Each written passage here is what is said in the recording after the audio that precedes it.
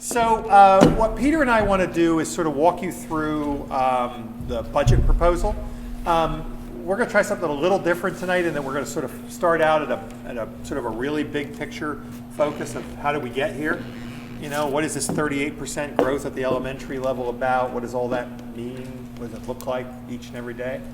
So we're going to do some of that as well up front here. But we can get into, you know, if you want to talk about particular FTEs, and I'm sure we will, full-time equivalents, teaching positions, et cetera, we'll get into some of that. But that'll be a little later on, and it'll depend on what you want to talk about. How's that?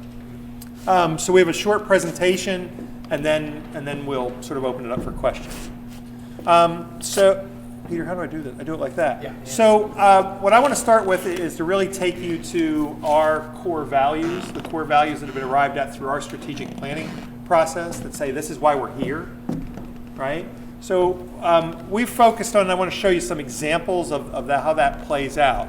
Our core values are focused around high achievement for all of our students, excellence in teaching, collaboration, respect for human differences, and educational equity. And what the slide I like probably of all the slides that we've developed, and we've developed a lot of slides over the last 2 years, is probably this one, which is small, right? And forgive us for that, but really says, so we have a lot of programs and a lot of efforts underway in the district. And this is why they exist. Right? They fall into these categories of supporting these overall goals. They aren't just things that people came along and said, hey, I think it'd be a terrific idea if we focused on X, or if we did some mentoring for teachers. We do that associated with those goals of that strategic plan. So I want to talk about a couple of these, just a couple of these. And you can find these, by the way, all on our website. All these slides and many more slides are available there. So let me focus on a couple of things. Let me start with enrichment and challenge support. So there are some recommendations in the budget proposal, in the one spending plan, the override spending plan, that have come about through a process that's gone on during the last couple of years, which is also highlighted up here, our program review process, which says that that process says we don't just believe that our programs are great and not challenge whether they could be better. We have a rigorous process that occurs every so many years for each of those programs and takes a look at what does the research say about those programs, what's going on in other districts around those programs, and how can we improve them. Right? So enrichment and challenge support, which when I came here was gifted and talented, went through that process a number of years ago. It's how we added FTEs to that program then. But this time was really about how do we take a look at what's going on in gifted and talented programming across the country, because Massachusetts is not your best laboratory for looking at that kind of programming, and make some decisions about things that could make that program better. And a goal that we had in mind, which is really the national conversation, about how do we make that program a driving force in improving situations for all kids, right? And so there are some specific, there are specific FTE recommendations in the budget. And if you're into reading about the 1.5 math specialists and the 1.3 ECS teachers and the 0.4 addition in administration, that's great. That's what gets us to what's actually the most important about that is what are we actually trying to achieve, right? And what we're trying to achieve there is more of a differentiated model for kids. It says that there are certain kids who are in classrooms and they need more of something in those classrooms. So we've applied, for those of you who know special education at all, we've applied a response to intervention model, an RTI model, to this program. So what does that look like? Well, that means that kids get extensions of certain activities, they get more, they get differentiated kinds of assignments, but things that can occur in the classroom. But there are certain kids for whom those kinds of interventions are not necessarily enough. They need something more. So we've talked there about having a coordinator who's in a position to create enhancements, whether they are things like destination imagination for kids, whether they're partnerships with colleges and universities, even for elementary students, right? Or what are those things that would enrich the opportunities for those kids, but can't occur necessarily in the classroom? That classroom teacher doesn't have enough to do that. And then there's level 3, which some of you know, we have one of the very few, there aren't very many, opportunities in the Commonwealth where students can grade accelerate or can subject area accelerate.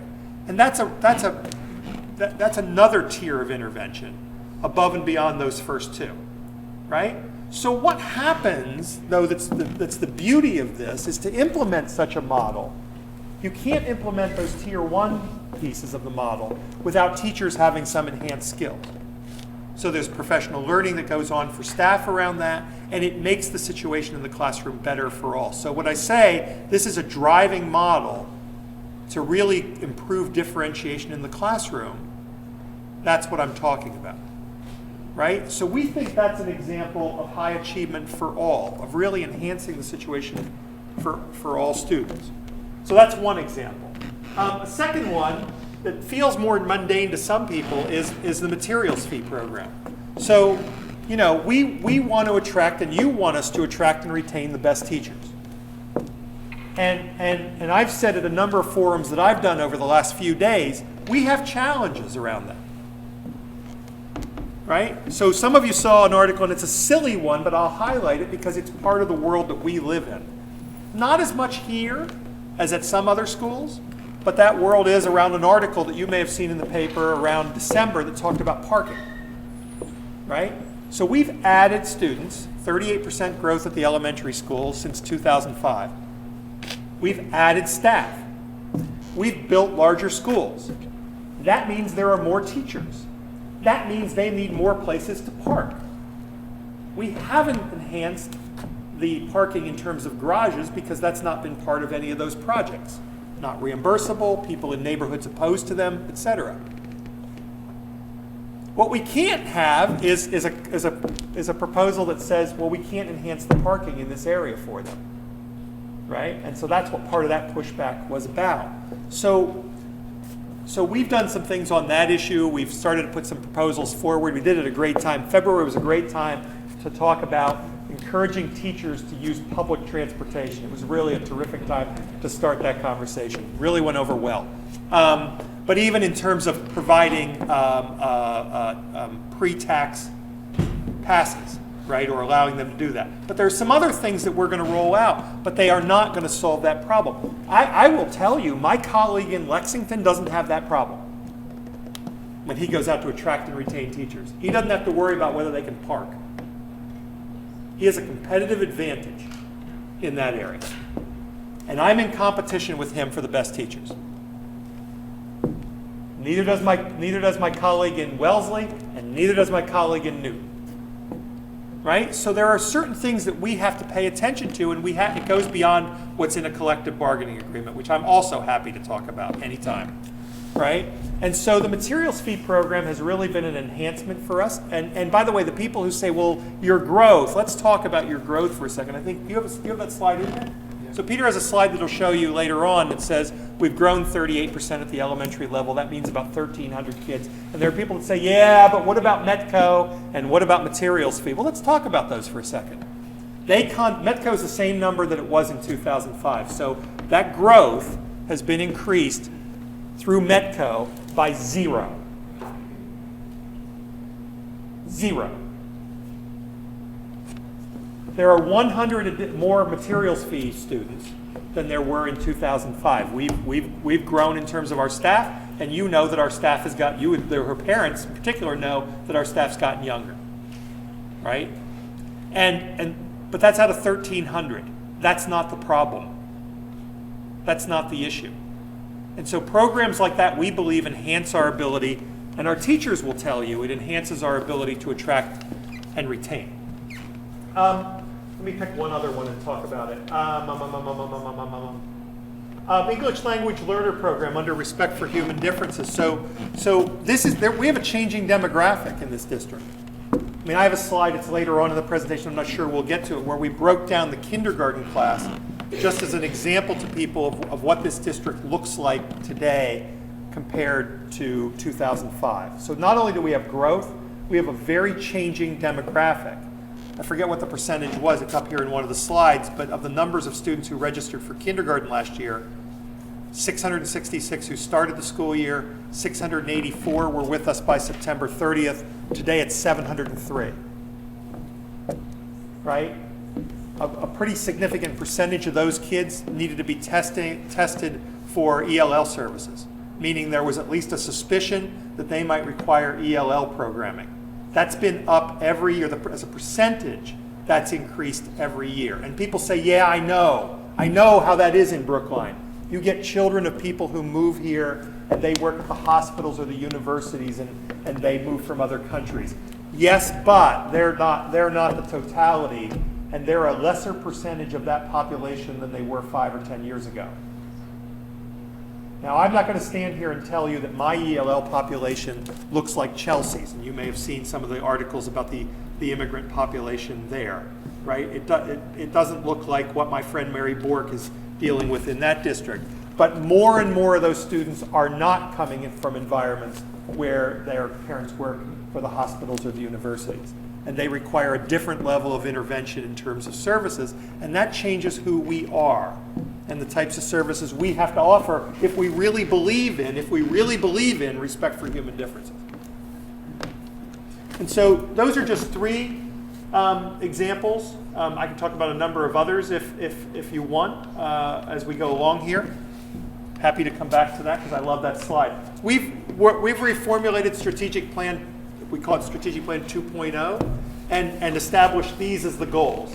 And really said now what we need to get to are the action plans around these goals. And many of the things you see in this budget are really the beginnings of or enhancements of those kinds of strategies that have been put in place around these goals of every student achieving, every student invested in learning. I think that ECS conversation that I just took you through is a great example of that. Students prepared for change and challenge, educators growing professionally. I told people this morning in a forum that I was in at Eat School that we have a great set of initiatives and conversations going on at Brookline High School, and one of those is about the senior year, right? Which everyone agrees, me included, as the parent of a 3rd child now in their senior year of high school, is broken. It's broken, right? And some of it we don't control. Some of it has to do with colleges and when all that process takes place, and that by mid-year, I don't know about if you've had seniors, but I'm now on my 3rd, and by mid-year they're done.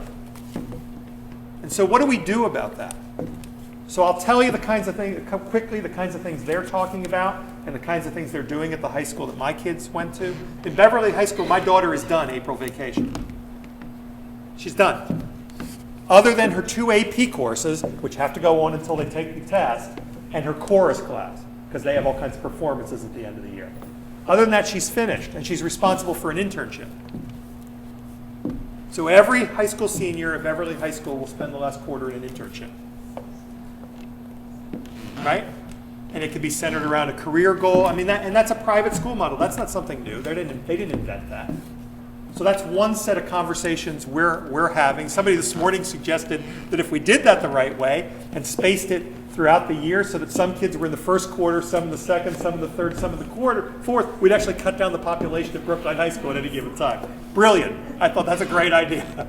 Right? And there are lots of people trying different things like that to enhance that experience for kids, to make it a more meaningful experience, because quite frankly, I can tell you from experience, when those college letters come and we get done with those visits that are going to occur during the month of April, those accepted students visits, it's over. Right? And so what do we do to enhance that experience? That's a conversation going on at the high school, and it's a great conversation centered around these. And so a couple things on enrollment. Our enrollment has grown 38% at the elementary level since 2005. If you're one of those district people, you want to know the district percentage, it's 25.5% at the district level, because the growth hasn't gotten to the high school yet, right? Some people say to me, yeah, but you know, it's a bubble. It's a bubble. Well, first of all, even if we were just talking about what we know of through today, that's a long bubble. And by the way, if we only knew what we know today, we'd be looking at a high school class of around 2,600 by 2022. Right? even if that's all we knew. But we have no evidence that this bubble is going away. People say to me, well, you have no evidence that it's continuing. Only the past 10 years, right, where we've, in terms of our 3-year cohorts, we've increased the number of students every year. So let me tell you about this year, because people say, this year, I wonder what this year looks like in kindergarten. So remember, you may have noticed we had a winter. It was really not a great winter. We have 16 sessions scheduled at schools to register kindergartners. 4 of them were canceled. 2 at each school, right? 2 at each school, and 4 of them were canceled. And many others occurred, as I told people this morning, when there was 7 feet of snow on the ground and people were trying to take little children to register for kindergarten. So, as one might suspect, our numbers out of those registrations were down, right? There is a steady line at our Office of Student Affairs to register kids now. And I know from today's information there are 22 more appointments scheduled over the next 2 weeks. We're off by about 30 kids. We're off last year's pace right now by about 30 kids. I would have suspected we'd be further off than that, based on the winter we have. Right? I would have suspected we'd be. And remember the pace that we're off. We're off a pace that started at 666, that by the end of September was 684, and today is 703. So it looks like our 650 projections are pretty good, pretty safe, right? And we have numbers that project out that Peter will show you later on that actually project out that way for some time. And so we had a B-space process to look at capital. We can talk about capital issues, we may at some point. Override study that concluded and issued their report in September 14th. And as you know, the Board of Selectmen have placed these 2 questions, one having to do with operating override and one having to do with debt exclusion on the ballot for May the 5th.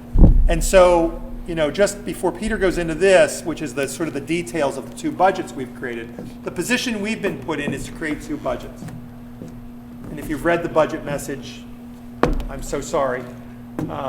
It's supposed to be a little funny. It's 25 pages, has 2 different proposals, one an override, one a no override proposal that really spells out what we need to do. And while you don't need to share in our misery, the fact is that we are now in the process of implementing both, because that's what we have to do.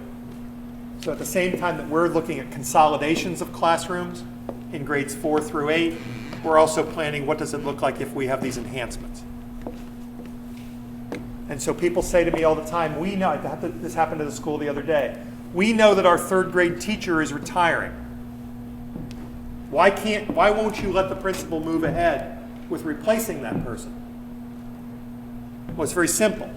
Because I don't actually know what the 5 consolidations are, where I place the ECS teachers who are reduced in the no override budget, if that comes to pass. And until I know where they go, I can't let a principal move forward with filling an opening that they absolutely positively know they have today. And I won't be able to give them that permission until we get all those decisions made about where are the consolidations, and until we know exactly where we place every person who we have to place. And then I can give the green light. Somebody said, when will that be? Around April vacation. That's late. Mary would tell you that's late to begin hiring. Her colleagues in other districts are out doing that right now. And we can't. So Peter, I want to ask Peter to take you through the side-by-side. He's created this really wonderful, I think, side-by-side comparison that shows you the 2 different budgets. So let me start by taking you through the revenue and talking a little bit about the differences. What you'll notice on the first line, which is the town appropriation, is that on the left-hand side is the no override, or what we're calling in this the base budget. And on the right-hand side is what the appropriation will look like if there's a successful override. So the difference is really between the 3.9 million, which is what we're building for a total funding package under a base budget or no override scenario, and the 9 million is what we would expect if there were a successful override. The difference in the town appropriation is that once we use what's called the traditional formula of dividing growth revenue, and these are incremental changes. This is growth revenue change from the current year to next year in both cases. And when we use the traditional model, it would have yielded 3.2 million, but the town administrator indicated after seeing the issues that we were facing that the town would stretch and would actually make reductions in its budget to assist the schools with the enrollment growth, which is really where the pressure is coming from, as Bill said. So that under the no override scenario, the town's making $682,000 worth of cuts and sliding that money, if you will, to the school department. So our base appropriation will be 3.9 million. We'll be making some adjustments to what we've called a one-time money, which is money we have in a fund balance that we've used to supplement our ongoing costs. You can only do that for a short period of time. So our proposal for next year under both scenarios is to reduce from what we had originally budgeted for this year. I think an important point that I don't have a slide on to back up and say is we're working from a premise that this year we'll actually have a spending surplus. It's sometimes embarrassing the public sector to have a surplus, but we're underspending our budget, which we used about $1 million to support for this year because there were some unknown issues in the budget. So essentially it was taking that money as a contingency. Well, we're not going to need the full 1 million that we originally set aside. We'll need about half of that. So it allows us to spread some of that over the next couple of years as we think about building our budget and maintaining our budget. So we're able to get some of that one-time funding out of our appropriation stream because you can't, for the long-term fund, continuing costs with one-time money. So that's an action we're taking to reduce that. Again, on the base budget or no override, we would use increases in our school rental fees, and these are charges we've made to partner agencies that use our buildings that this year for the first time we're charging. I think Sharon can tell you about that. And you'll notice that under what we call building fee collection or fee collection for next year, we'd probably be increasing that as well. So these are charges that we're imposing on users of our facilities. And then we'll lose some money from a state source for high-cost special education students. We've been successful in bringing some students back from private placements. As a result of that, some of the reimbursement we get from the state on a program called Circuit Breaker is expected to drop. So this is kind of the odd thanks we get for building cost-effective programs. Nonetheless, it's worth doing because we believe we can provide better services in in-house programs at a total lower cost. So that while we lose some revenue on the one hand, we also bring down the cost structure on the other. So it's we think a very efficient way to go. So the contrast is that in an override scenario, the funds appropriated for next year that we add to our budget would be 6.2 million, but we would drop the 682,000, and that money would go back to town services to restore those services. So that's the revenue analysis and the difference under the two scenarios. Let me go. I apologize for how small these are, but these are the summary categories, and then we have some detail to follow. But let's do the left-hand side, looking at the no override scenario. The first item is we'll fund collective bargaining at 1%.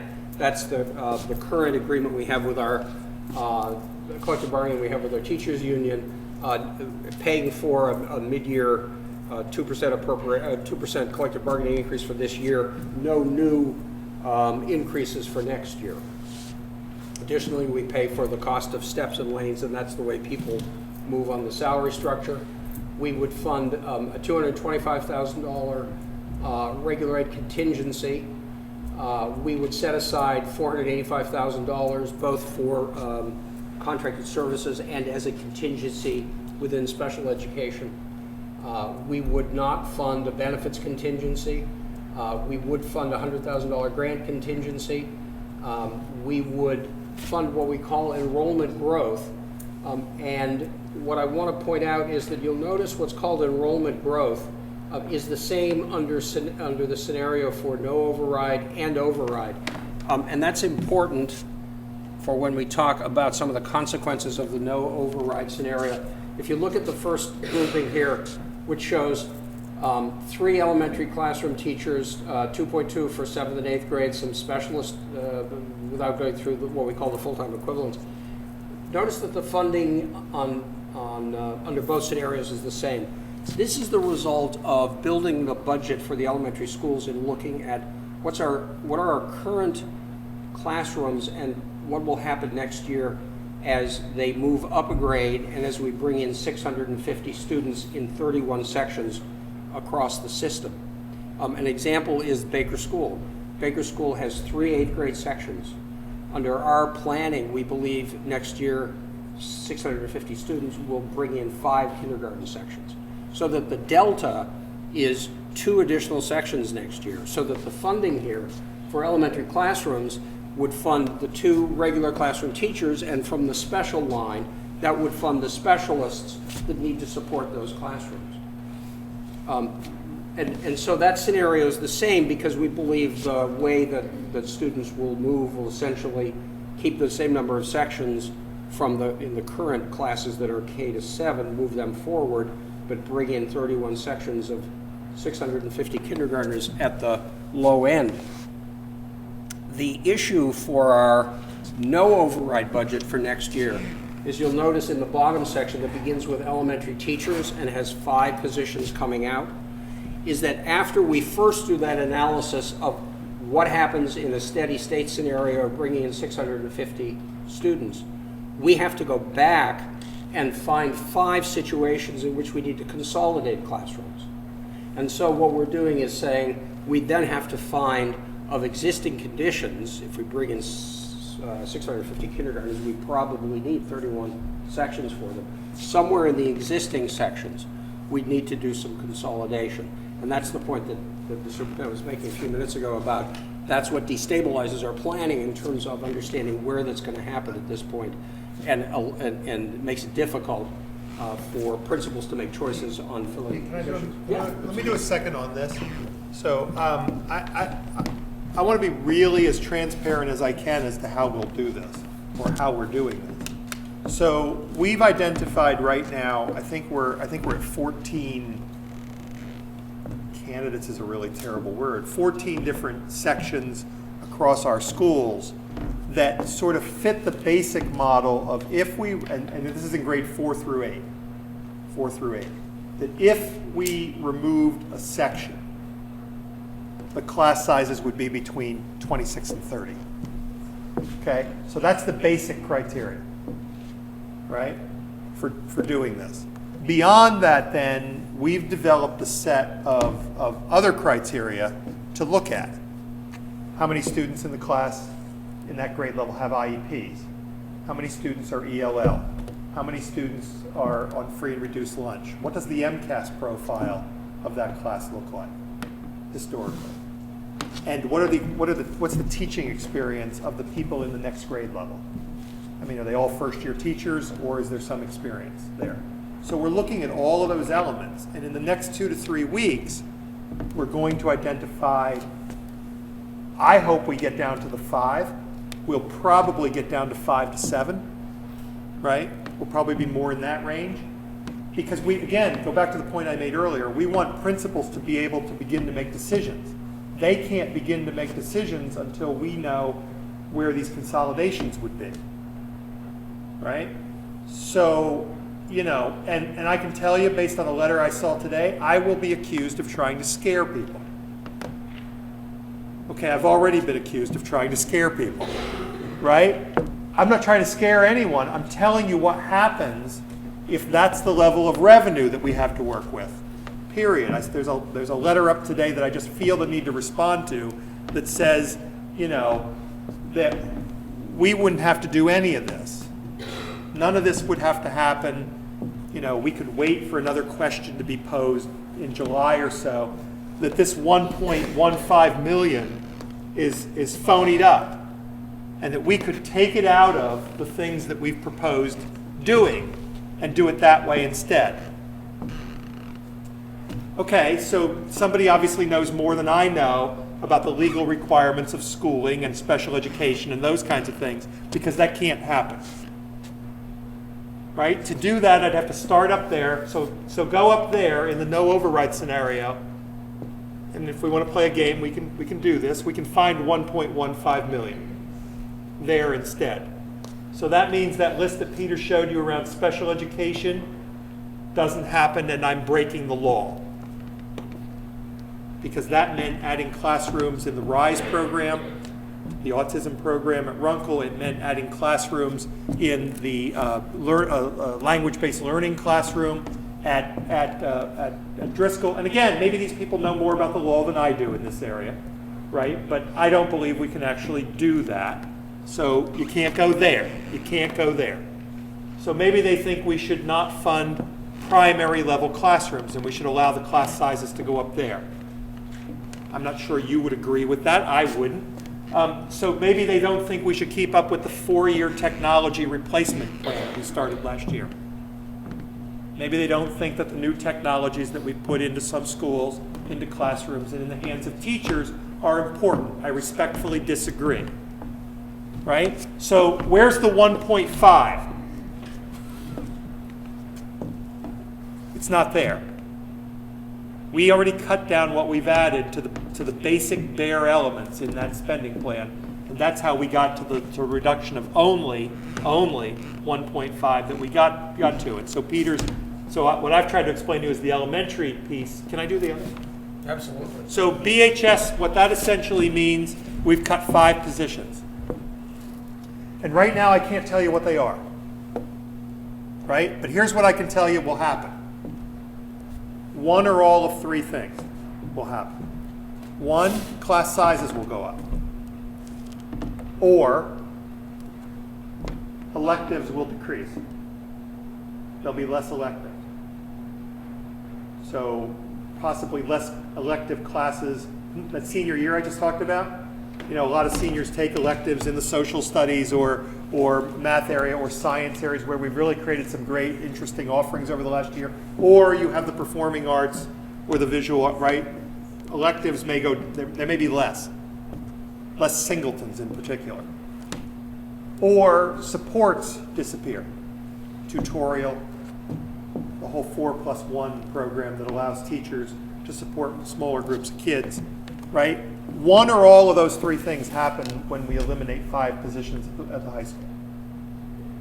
Now I want to be completely transparent. There's probably a person that loses their job in that because we have enough turnover from year to year at the high school that I don't say, I'm sorry, we have to issue a pink slip here because we don't have a job for you in the social studies department next year. But we don't rehire people to replace some of those people who resign or who leave or who we non-renew. That's what happens as a result of that. So that's 2 of those areas. There are others in terms of supplies, in terms of the METCO program, in terms of the elimination of our enrichment and challenge support. I've said to groups, I think there's no more drastic sort of comparison of these 2 budgets than that. In one, I've described to you what I spent the first 5 or 10 minutes here doing, telling you about what we're trying to achieve, how we're trying to use that program as a driving force, right, in the classroom. And in the other, I've said that program doesn't exist.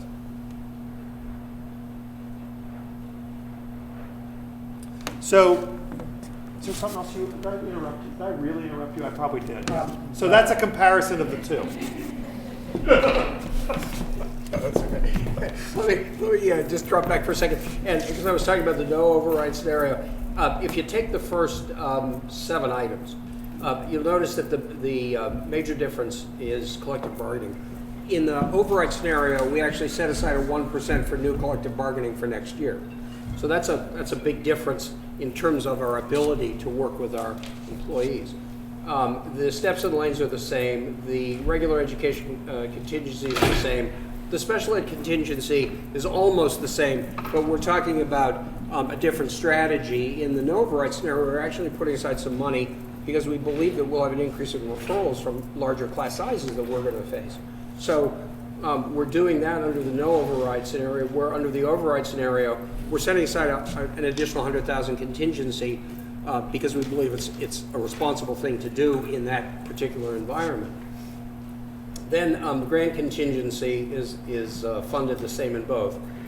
Then if you look at the categories, they begin to have letters after them, A, B, C, D, E. That's the detail on those areas. The one I went through before on the classroom specialist is the A category. The enrollment-related programs, what you'll notice under the no override scenario is we would increase our current literacy specialist budget, but we wouldn't be able to fund any of those other categories. So that these are areas where we believe there's some significant value, things such as steps to success expansion, professional learning investment, additional money for our repair and maintenance budget, scholarships in our early education program, some investment in language and translation services in English language learners, some before and after school programs, and a large, and you notice at the bottom, a large investment in math specialists and literacy specialists. That's support at the elementary school. So that would give us the opportunity to do some investments in those areas. Under the special education program, while there's significant resources under the no override scenario, you notice that the override scenario has, and the area where there's similarity, notice under elementary special ed teachers, the same investment in classroom teachers, slightly less at the high school under the no override scenario.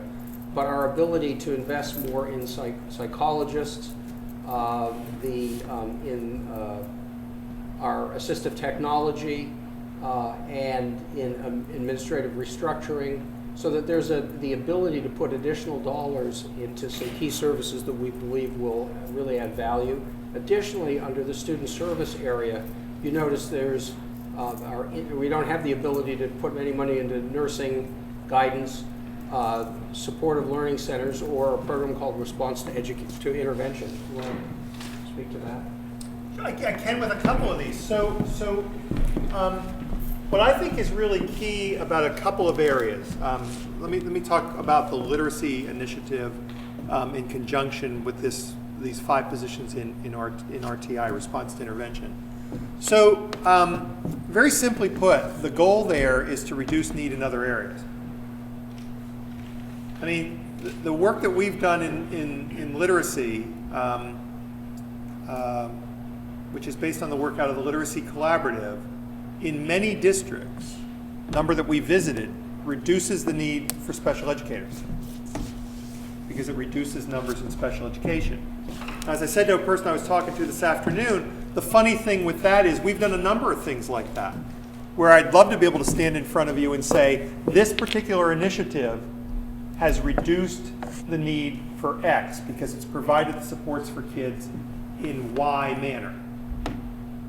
And the truth is, there's a very important reason why I can't say that about some of those initiatives, because all the savings have been eaten up by the number of new students. So let me give you an example that's off this chart, but really applies to this area I'm talking about. So a number of years ago, when we got money from the federal government, stimulus money, we were to invest that stimulus money in things that would have savings longer term. We invested part of that money in making sure there was a paraprofessional in every kindergarten and first grade. The original model was supposed to be second grade as well. We didn't make it. Kindergarten and first grade. Why did we do that? Because when we studied models that were out there, we found that those districts that were doing that were reducing the number of one-to-one paraprofessionals with kids later on in elementary school. Right? They were not seeing the need. Parents were not seeing the need. The district was not seeing the need in many cases to have a paraprofessional written into the IEP who would accompany that child in 5th and 6th grade. So we said that sounds like a great investment. Here's the case today. We have about the same number of paraprofessionals today at the elementary level as we had when we started that. So you might say, well, that was a failure. That was a failure. If you have the same number of paraprofessionals, the experiment failed. Remember the number from my earlier slide. We have 38% more students today than we had when we started that. So I would contend it was a success because we would have some number more of paraprofessionals with some number more of cost had we not taken that intervention. The same thing in the literacy initiative. We visited the Sandwich Public Schools a number of years ago when we started this, and they showed me how they'd reduced the number of special educators. And I'd love to say to you in 3 years, that's exactly what's going to happen here. 5 years, that's exactly what's going to happen here. It's not. What we hope is that the numbers don't increase. We hope that initiative controls the numbers, right? We think a better indicator is what happens to the numbers in terms of our percentage of kids who are actually on IEPs, right? Because if I can show you that, like over the last 3 years, the numbers of students who need an IEP in order to get those services, can't get them from regular education, is down, you would probably say that's a success. But if you looked at the raw number, because we've grown by 1,300 kids, you would see that it's up. So some people who are pointing at our numbers say they failed. Right? So we believe the savings is in not increasing in some of these areas. And that's what the Literacy Specialist Initiative is about, and quite frankly, that's what this response to intervention, which is about things like OTs, PT, occupational therapists, physical therapists, speech people who provide those services in regular education before children require them, before they require a legal document in order to access them. It's designed to be preventative in nature. If it's successful and enrollment were flat, you would see decreasing numbers on IEPs. If it's successful, given the growth that we've experienced, you should see that number, right, of special educators not increasing. And the box at the bottom that talks about the high school, next year we don't expect the high school enrollment to grow very much. This year's 8th grade is approximately the same as the graduating class. So we'd be adding an additional regular ed class equivalency, if you will, at the high school under the override scenario, but otherwise we're looking at a job development half a position and a regular Peter, ed can I just say one paraprofessional. other thing about, so just let me say one other thing about this area of special ed. Peter said something earlier that's very important that almost feels counterintuitive. So we've done a great job in special education, therefore the state reduced our reimbursement, right? We've had this conversation going with the legislature where we've said, you do understand that the circuit breaker formula actually doesn't necessarily encourage you to create district-wide programs, bring back kids from out of district. But you do understand that. That's a slight flaw in the formula, right? Now, in truth, you never can get from the reimbursement what you spend on that placement. But here we are saying, we're to one of the lowest numbers the district's ever seen in terms of out-of-district placements. 1,300 kids larger. We have less kids in out-of-district placements today than in 2004. And we're 1,300 kids larger. Right? That's a great success. What it says is we built programs here. So I look at certain things in this budget, and I think we should jump out of our chairs and say, hooray. One of them, strangely enough, it's not up there anymore, is this area of job development. So what that job development coach at the high school means is that we have enough students in that 18 to 22 age range, and they've stayed at Brookline High School instead of needing out-of-district placements. And now they're to the point where they're talking about transition services, transition to what happens beyond school. That's the law. And so now we're talking about job development coaches for them who help set them up in jobs, who help get them job training, who work with those employers around them making that next logical step. We didn't need a person in that role before last year. We should celebrate the fact that we do now, because it says that kids believe enough in our programs, parents believe enough in our programs, that they're staying, that they want to be at Brookline High School and they want that experience for their children. And they deserve, and by law, they get that experience for their children. That's a success in our special education programming, which actually benefits all of us in so many ways at the end of the day.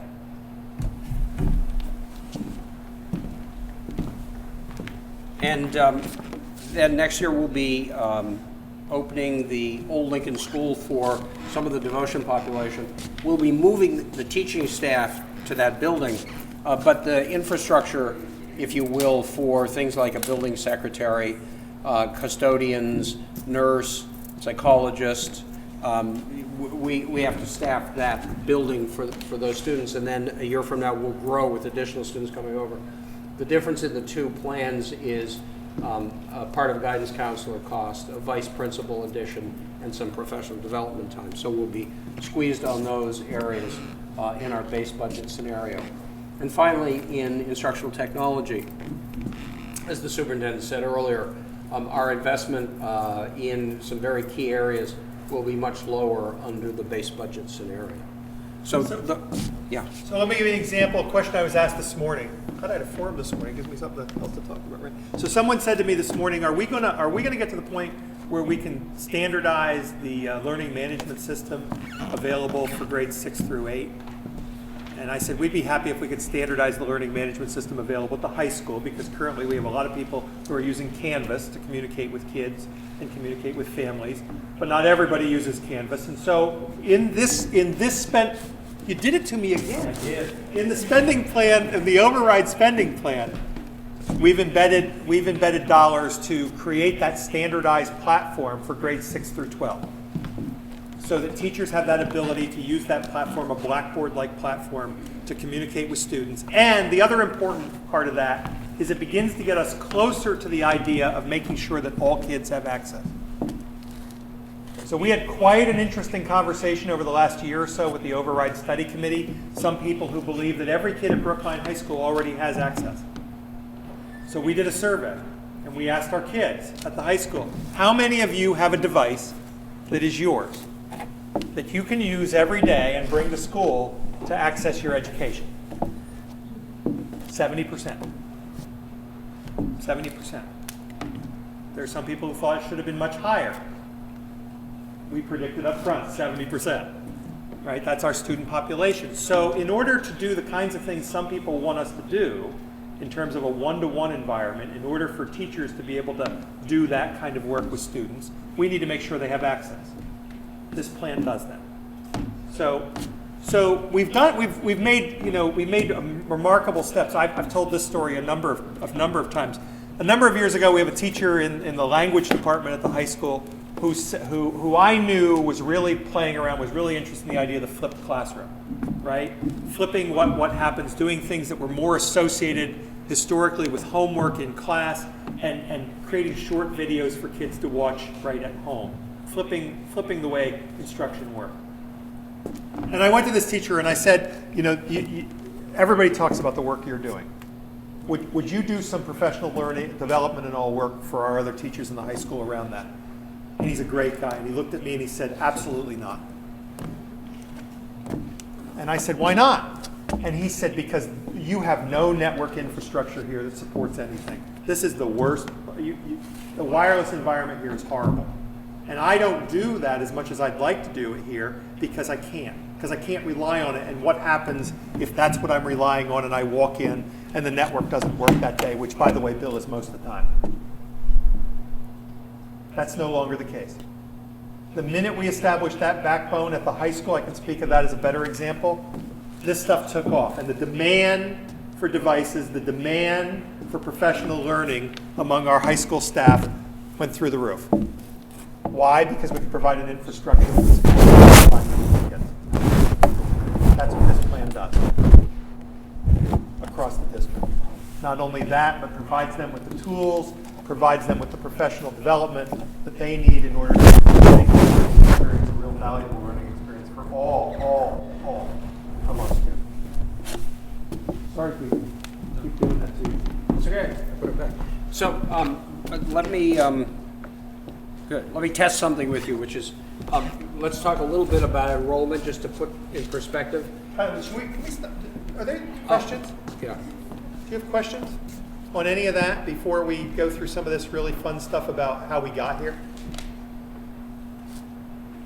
If you do, just interrupt us, okay? I mean, there's a lot of exciting things happening, which is nice to see.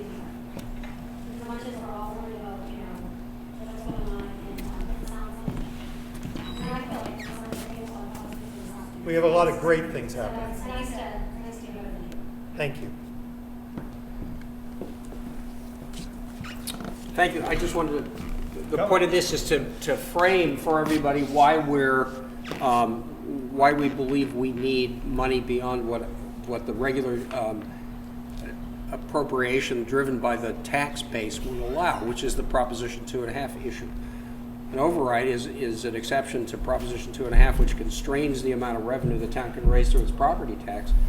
And since the revenue to the town is generally 70% from property tax, it means that the town has a constraint on it. So the reason that we're having this conversation that says what's the implication in a base budget scenario is because we have growth beyond a steady state. We have growth from enrollment. So this is a slide that just shows over 10 years by school, what the bar looks like. That I think gives the visual that everybody's sharing in the pressure. And then if you look at what's going on by grade, you see that the significant difference, Bill mentioned 702, is it? 703. 703.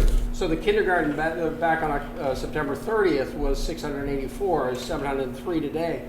But those bars show you that at our K through 5, where we have the over 600, except for the yellow bar, the 4th grade, this is where the enrollment numbers are. And we no longer are in the world of the traditional 400s, which are the 4 classes at the high school. We have these large classes moving through the system, and they seem to be continuing to be coming. This is a chart to show the difference between where we were 10 years ago and where we are today with average class sizes. In other words, if you look at the number 22, that's 22 kids in a class. We have 59 occurrences this year of 22 kids in a class, where we had 22 occurrences back 10 years ago. So it shows you how if you think of it as a histogram, how it's moved, the shoulders moved off to the right-hand side, with average class sizes actually grown.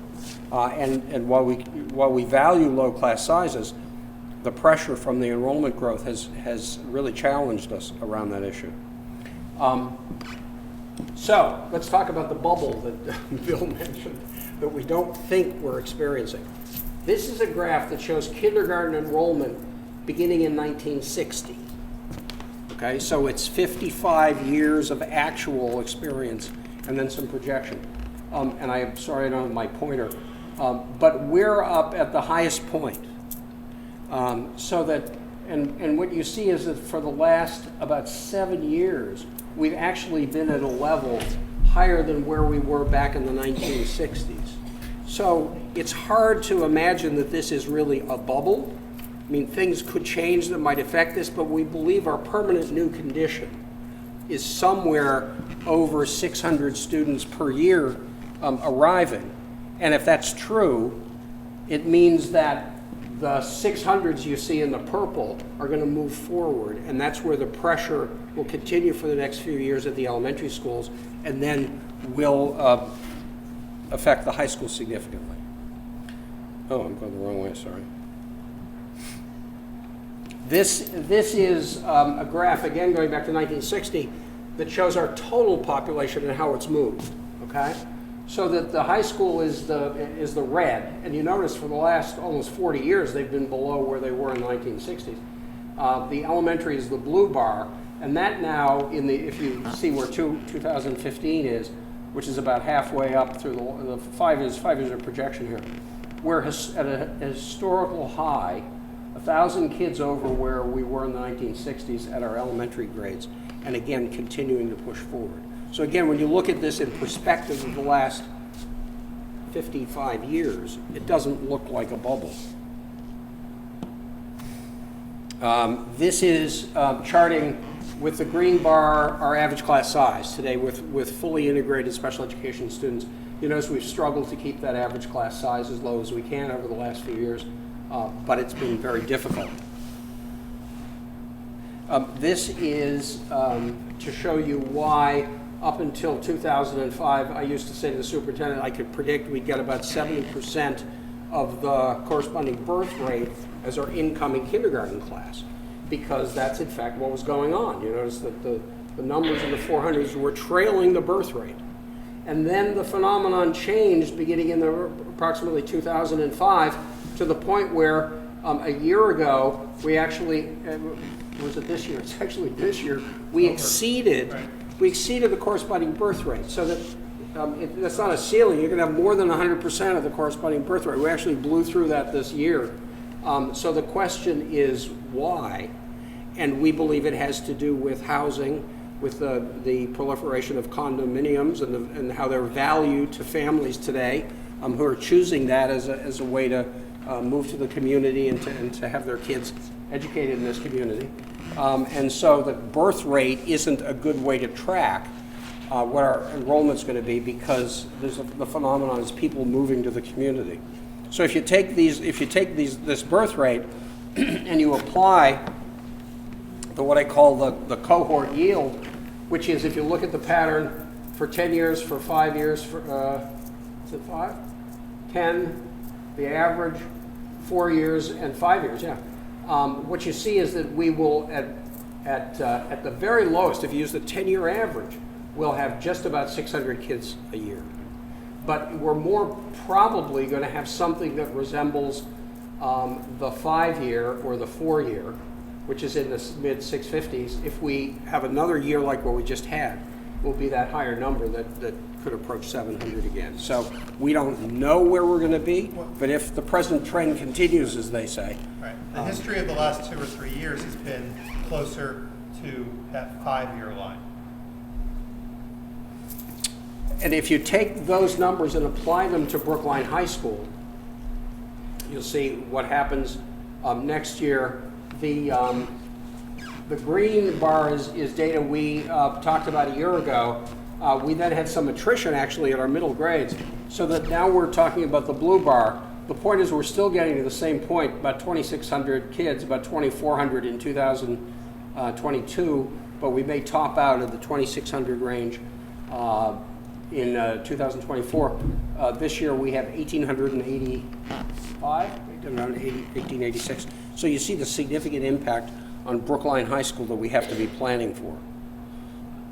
And this mishmash of lines takes the graduating class, beginning with the class that graduated in 2002, and looks backward at what the enrollment of that group of kids was back to their kindergarten time. And so if you look at the first grade, we has historically had some increase from K to 1. If you look at where those cohorts, the grouping of kids, were at their first grade, and then look at where they are at high school, they just about match where they were at 10th grade.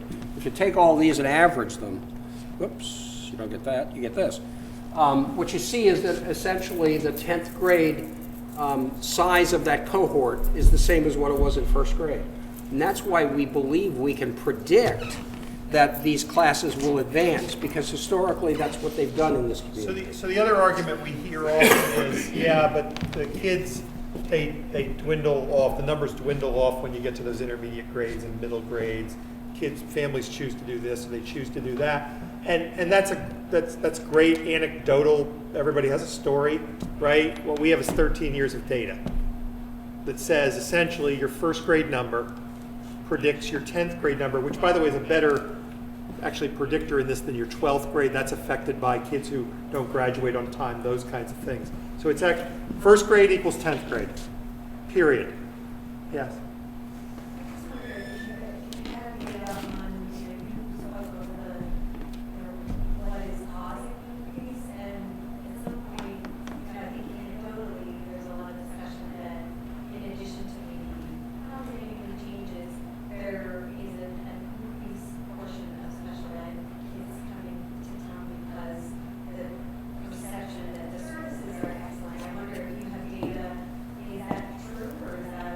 So I don't think so. I mean, every one of my colleagues, the reason I don't think so is every colleague that I have, that I know of, says that.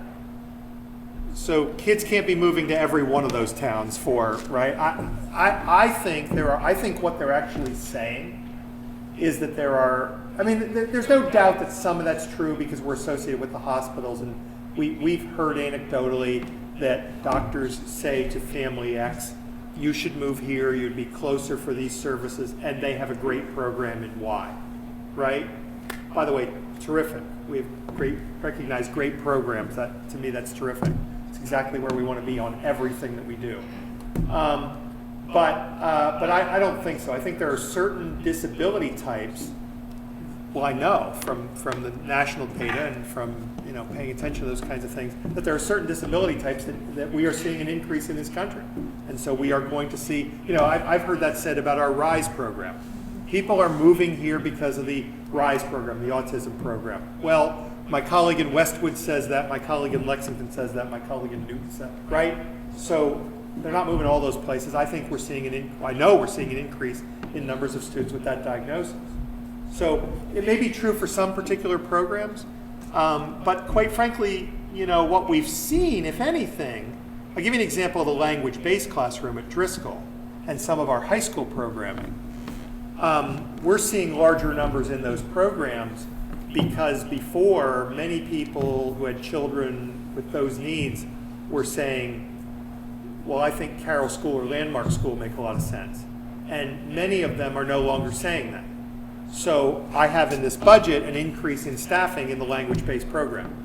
It's not because of that reason, it's because more people are saying, this is a program that meets our needs. I think we'll stay here because all in all, parents want their kids in the town where they reside for school, if that's at all possible, right? They don't want them on a bus to Landmark, which is where I live. That's a long bus ride, right? So I don't think so. I was just curious if the data supported that, if there were any way to offset any of the cost of that by getting a disproportionate amount from the state, if there were, but obviously there isn't that, so. Yeah, no, I mean, it kicks in circuit breaker. That's where, and there is going to be a discussion of circuit breaker. There is some kind of an increase associated, very small, associated with the Chapter 70 formula and just more students, but it's very, very small. Yeah.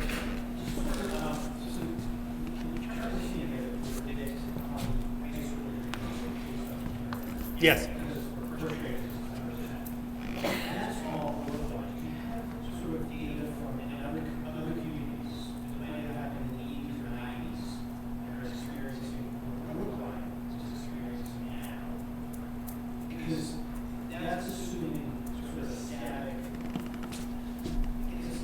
Yeah, these are.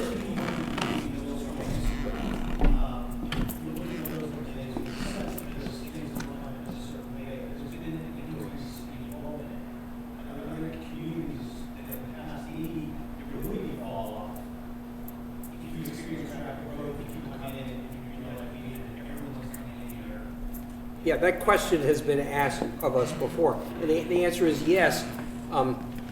These are based on classes that graduated, including this year's class, meaning families who started in the community a dozen years ago, right? So that we don't know what the phenomenon will be for these classes that are in, let's say, K5, K6, and whether the environment is different and things will change, and 6, 7, 8 years from now things will be different. We don't know that. What we're saying is this is a pretty strong. There's a pretty strong pattern that's been consistent for many years. We have yet to see any evidence that would indicate that it's going to change.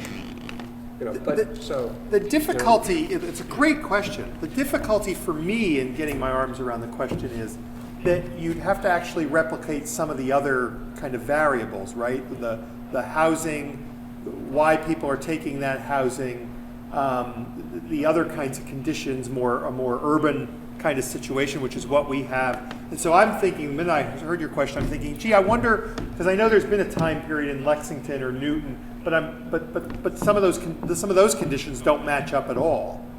They have larger percentages, for example, even though they're very successful systems, they have a larger percentage of kids who choose private options than we do. Historically, our percentage is about 10% who choose private options. That's 5 points under the state average. So there are a couple things that will impact this that we know, both in this district and other districts do, right? So Peter showed you a slide of the school by school. And you may have noticed that at Devotion, unlike the other two large schools, Baker and Pierce, we actually saw a slight decline this year in the population, all right? Very predictable. It's a school headed toward a building project.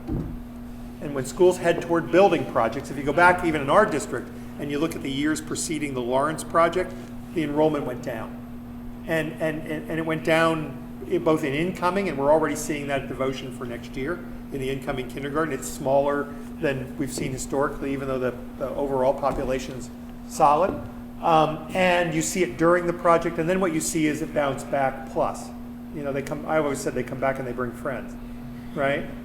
That's a norm, and it's a norm that we can factor into some of this. Some people made a big deal out of the fact that district-wide last year, we saw some downturns in grades 4 through 8.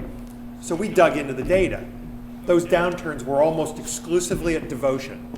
And then we dug into why they left, and we got some reasoning, which was not about, you know, people choosing private because of what we were seeing. It just wasn't. We didn't see those data that predicted that. So no, I don't think we have those comparisons. Yeah. I was just going to say one thing, which is the Boston Foundation just put out a report on Boston public schools. I think it was about 100,000 kids in the Boston schools in the 1970s. They're under 54,000 now. And it was at a high of 143,000 even before that, so it's 40 years earlier, in the 1930s. So I think number one, there's just different demographic things happening in in our neighboring districts. I think we see a lot of people coming in who are, as Peter said, they're sort of school-aged coming in. A lot of people jump across the line, the Boston line, when they don't get the kindergarten lottery they want or whatever. There are lots of things going on. I mean, one thing that the Override Study Committee did is sort of a demographic analysis of what some of where are some of the people moving, and the condo conversions that Peter was talking about is a big driver of this. And someone once asked, well, there can't be that many more of them to go. Aren't we built out as a town? And so there was a whole discussion of how many more condo are there that could be converted within the zoning, and the answer is a lot. Say nothing of the Hancock villages of the world. So not even right. So Right, which isn't factored in any of this. There's lots of other ones also, just turning single-family homes into two families, or two families where an empty nester moves out. You cut the house in half. It becomes a two-family condo. You have two families that move in with 3 kids each, and you've gone from 0 kids to 6 kids over the course of a summer, basically. So anyway, for one dwelling, we're not building more. So anyway, it's just all of which is to underscore Brookline's a great town. People want to move here. There are lots of people, lots of reasons they want to move here. But anyway, so and different towns around us have different sort of demographic issues. Somebody else? Did you have a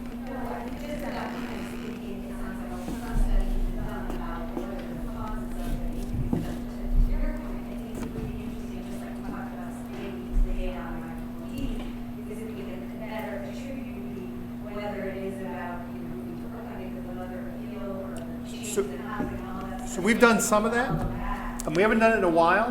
This might be as good a time as any to try to do it later on this spring with kindergarten. So we did it for the first. So Peter made that comment about I used to be able to tell the superintendent you can print right. That was my first year. He told me that in 2005, by the way, 2005, when Peter said very predictable. We get this number. We have this kind of capture rate, whatever, and that's when the enrollment surge began. And then it was 500 students, and we said, wow, the enrollment's really gone crazy on us. 500 students. We long for those days, right? In some ways. We did surveys the first 2 or 3 years of kindergarten families. I'm wondering if it would be terribly different. I mean, we were told by people they were moving here. They were for the schools. They were moving in the first and at that point, they were telling us they were moving a year or 2 prior to the oldest child starting school. But the thing that really kind of got our attention were when we started to count up the number of siblings that they reported that they had, right? It wasn't just schools, it was proximity to jobs, hospitals, work, public transportation, sorry. It was those kinds of things they were reporting, that this was a good place to raise children for all of those reasons, close to work, great schools for kids, all those kinds of things. My sense is a number of those things haven't changed in terms of the reasons they would report, but we probably should try to do that again at some point. Yep. Quick question.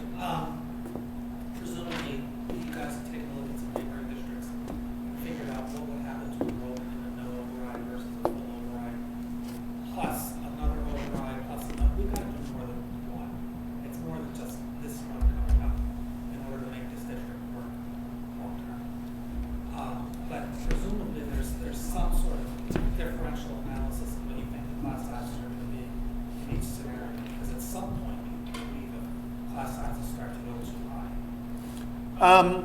Right, so we're reporting, I mean, I walked you through that analysis a few minutes ago of if we consolidate 5 sections, there are people who've said to me, well, you do know that they won't actually be at those numbers because people are going to make other choices at those numbers, right? And that's true. We really don't have any data.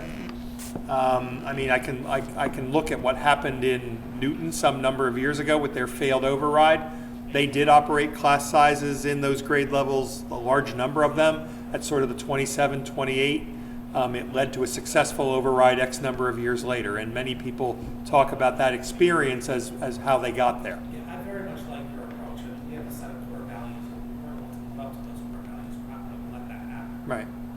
But what happens to class sizes, or what happens to total enrollment if everything goes through and other neighboring communities maybe don't keep up?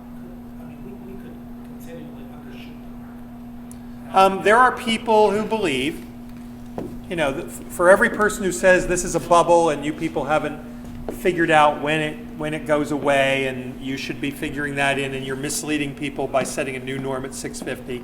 There are those people who say, well, what if a year from now we're having a conversation that 700 is the new norm, right? And I can't tell you that it's not. I mean, I didn't think that we'd hit a 700, and quite frankly, 2 of the last 3 years we've been past that new mark that we've set of 650. 2 of the last 3 years. I believe that looking backwards undershoots the mark. I think we should be Yeah. a little bit bigger. Yeah. And we should be looking for a little bit more. Well, and as I said in a forum this morning, right? So the people who say that's ludicrous, you're going to overbuild, you're going to do this. I've said, so let me tell you the worst thing that happens, again, elementary-wise. Ready for this? This is the worst thing that happens if we overbuild our elementary schools. You ready?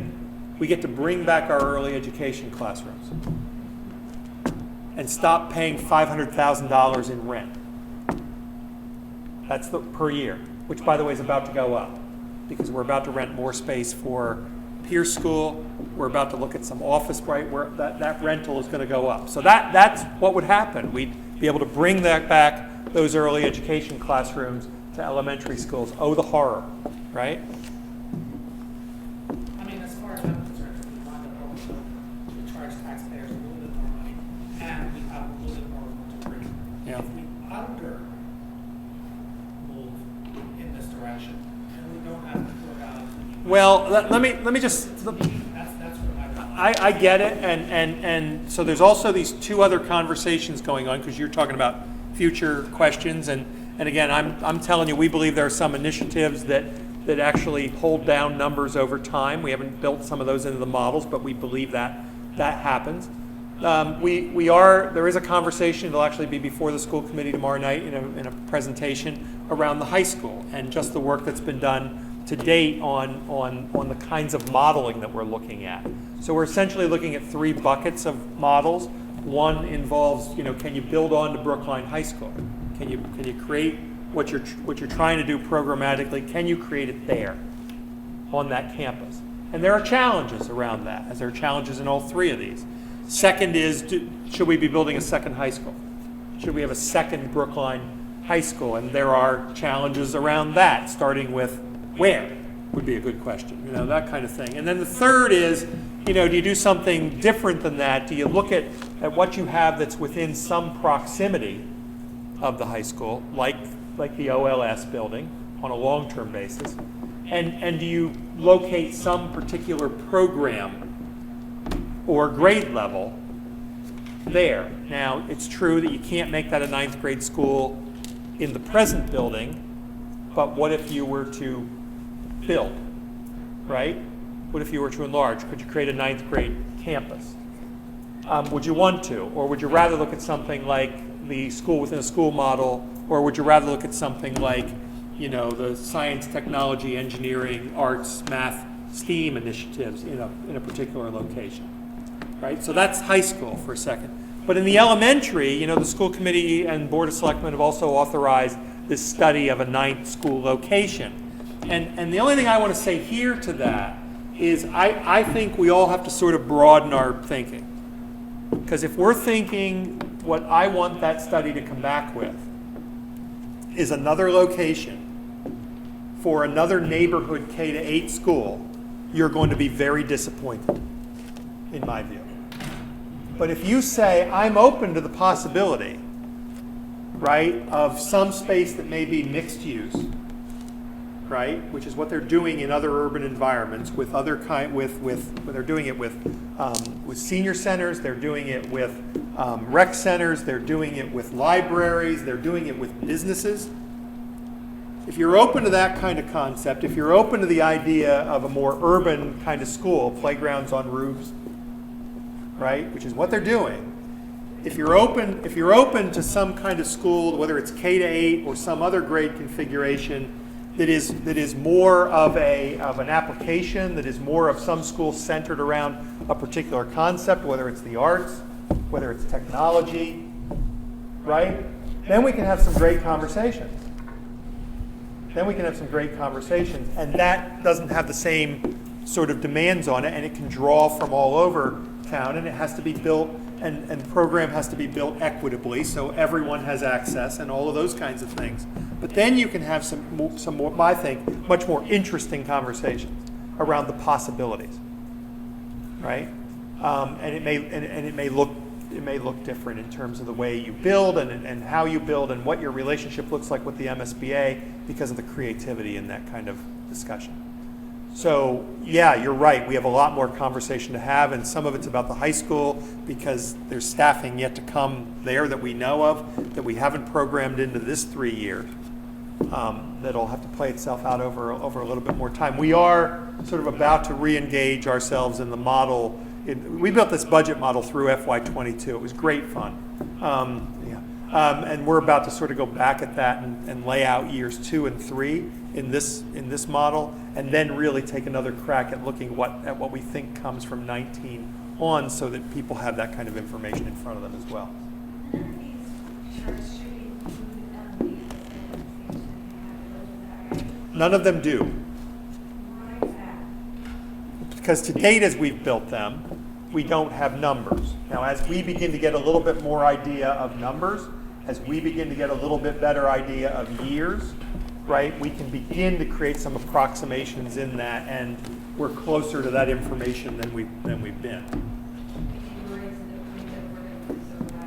We just worry. You stop right there. Yes, we worry. Yes. We worry about this piece of unknown information, right? We worry about this school. We worry about what that means in terms of overall plans. Yeah, yeah, of course. High school and elementary. Yeah. Just one other note on that, besides the fact that we worry.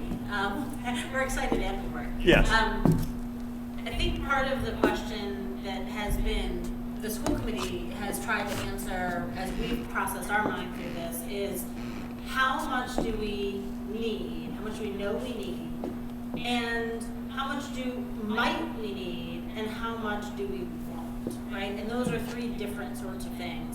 And clearly there's a lot of, without getting too political about it, I mean, what the school committee's thought is that this is what we need, right? This is what the superintendent thinks we need. Some of these programs are extensions of programs that we have now, but they're what we need for the time period and the kids we know we have. This isn't some wish list, this isn't conjecture, the kids are in our buildings, this isn't anticipated future growth, this is what we know we need over the next 3 years. You know, the question of might we need another operating override after that, might we need another capital override after that, I mean, all those are important conversations to have, and certainly for capital, in terms of a high school, in terms of a ninth school, those are additional expenditures that are needed. But I think it's an interesting question of how you budget. When you say, we know there are things out there that we want to do, we know there are things that might be coming down the pike, we don't know what they are, so we want to keep them in mind and keep them in sort of the broad vision. But in terms of like actually going to the voters and saying, here is what we think, like here's what the need is, that's kind of what this is. So hopefully it's kind of an answer to your question, but yes, we think about that, and it's not built into this budget because there are too many unknowns on it. I want Peter to have a chance to say a couple more slides on sort of spending per student. Yeah, and this actually does relate back to the question of spending, because we have modeled out what the impact is going to be over the next few years as costs grow. and it's significant. And so it probably outstrips the community's ability to pay under normal circumstances of revenue growth. And that's really been the issue that's faced the school department. This is actually a slide taken from a report that the Override Study Committee did.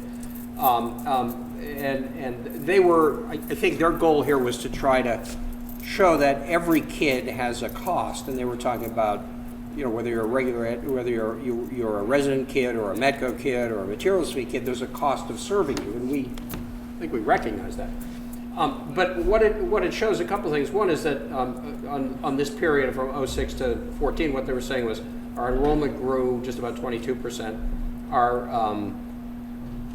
Our inflation adjusted, key piece here, our inflation adjusted spending grew 18%. And our average per pupil cost actually dropped, right? So one of the things that we want to remind people of is what I added, so I went back and I added actually a column here to show the relationship between the per pupil cost over those years. And what happens is exactly what you'd expect, which is in 09, there was an operating override. We extended the school day. We added elementary world language, and our actual cost per pupil rose to about 103%. But over the period of time through last year, and 04's last year, we actually degraded, if you will, to 97%. So we're spending less per pupil during that period of time. That's because of the pressure of serving more kids, and even though our budget's growing, it wasn't growing as fast. And so that speaks to this issue of, you know, what is enough? You know, we're not here to tell you, but we're here to show you what we believe we could do. This is another source that really confirms the same data. In this case, so the analysis you saw was done by some members of the Override Study Committee, taking basically our raw numbers over time and playing with them and coming up with the analysis. This one takes the blue line, which is what we receive back from the Department of Education every year when we file our financial reports with them. They publish what they call standardized per pupil spending numbers that are so that they can compare across communities, and they're the same basket of items. And what it shows when you do an inflation adjustment is that 06 at 12,959 is essentially the same as last year at, what was that, 12,898? So in other words, those numbers show the same thing. So that I think one thing that's important to try to let the community understand is that our cost growth during this period of time is not because we've been inefficient or because we've been profligate in some way. We believe we've been striving to provide good services, good quality of services. We had a lot of pressure from more kids that we need to serve, and we think that the data shows that. Again, you notice in 09, those curves jumped up because that was the override that infused some more money. But then on a per pupil basis, you begin to see that curve come back down. So, yeah. Can you just split this graph between fixed and variable expenses? No. We really haven't picked it apart to that extent yet.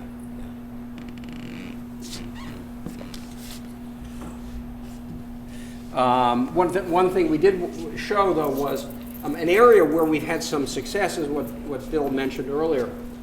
In our total special education program costs, because we've been able to retain in the last few years a number of students who we previously had been sending out to private placements, we've been able to slow down the annual growth amounts. And you notice after FY10, when we grew in 9 and 10, 11% and 10%, the annual growth of that total budget has been in the threes it was 4.7% in 14.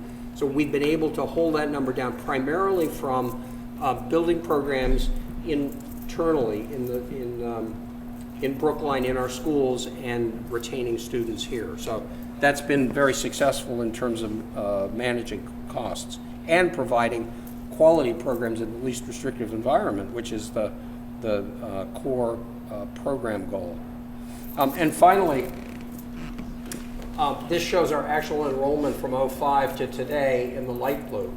And so what you see is that we have 53, 54 kids K to 8, 1893, at least when we did this, 9 to 12. So as we project forward, we still think, using the numbers we've shown you with 650 kids coming in, we'll have about a 50% growth by 2022 at the elementary, at our elementary schools. That's about another 500 students, and so that's why we're opening 4 classrooms at Lawrence next year. That's why we're, I believe, putting in a couple of portables here, although that's not going to solve the problem here long term.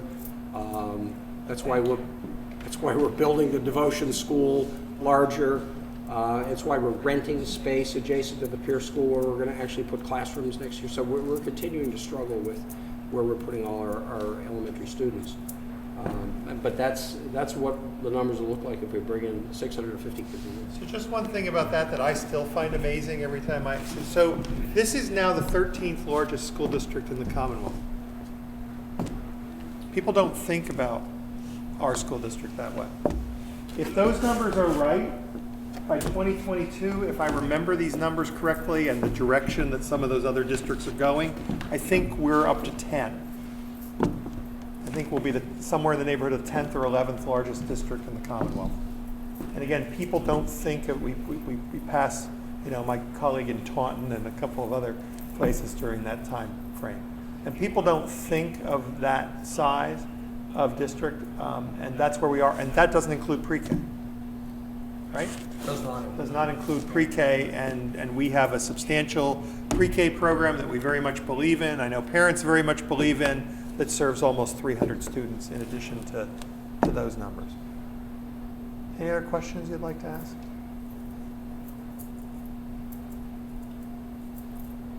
Yes, ma'am.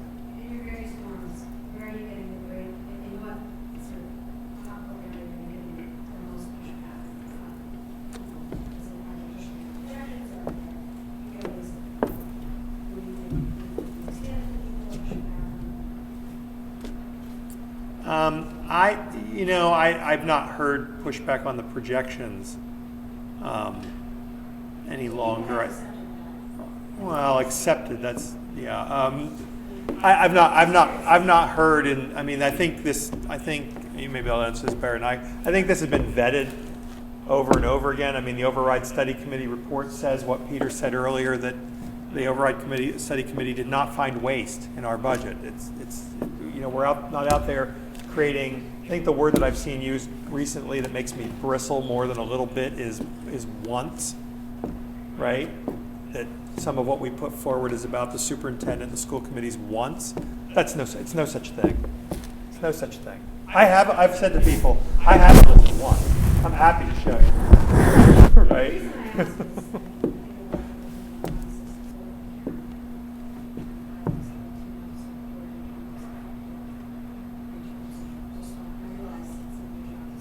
Right. Right.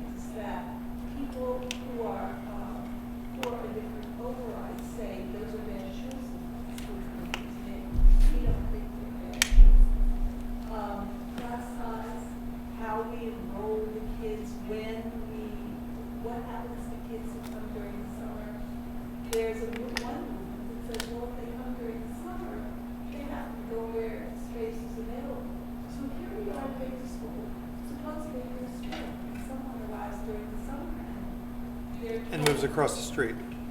And moves across the street. Across the street, and it's called, well, you know, we don't get full acre.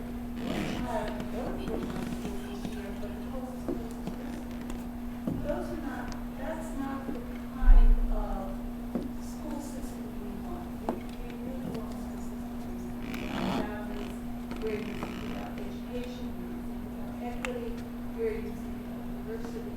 And so when I listen to other people talk about this, I think that they're just, they think we are making promises, that there are things to do.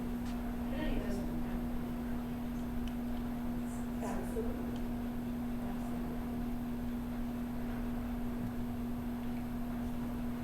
I will. Well, I mean, I think they're wrong when they say you need to have great schools and you guys don't have to pay them. And that's why people come here. And it always bothers me when everyone's trying to point the fingers and why did you do this and why did you do that. We have a fantastic school system. I'm an education consultant. I can compare other places, and this is where we find ourselves. So we want to continue to maintain the school system. I wish everyone could see the presentation to show how much you work with the numbers, how you keep things tight, and how much you use so little money, and how you continue to carve out spaces that don't exist to stretch the doll. I don't think people understand that. And that's what's frustrating for me when I read the letters and the postings that people are working on their own agendas that really have nothing to do with what's real reality of the situation. So I just want to make you guys really stick around and seeing this through and taking the heat. And I just hope everyone takes a breath and realizes this is what we need to do for all of us. You know, we'll all rise together if we pass the over. So, Thanks, Will. Thank you very much. Thank you. That's a good one to end on, huh?